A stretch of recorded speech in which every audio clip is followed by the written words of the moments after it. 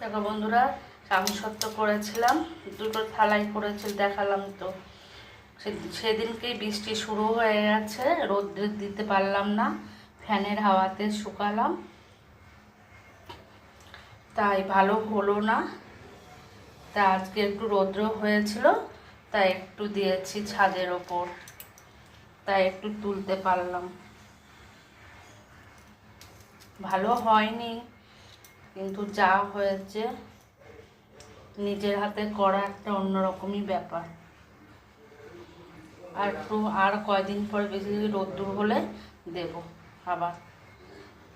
আর অর্ধেক খেয়েই নিয়েছে ছেলে,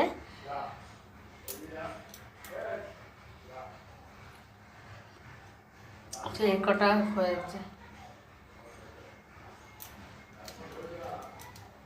এটা সব থেকে ভালো হয়েছে।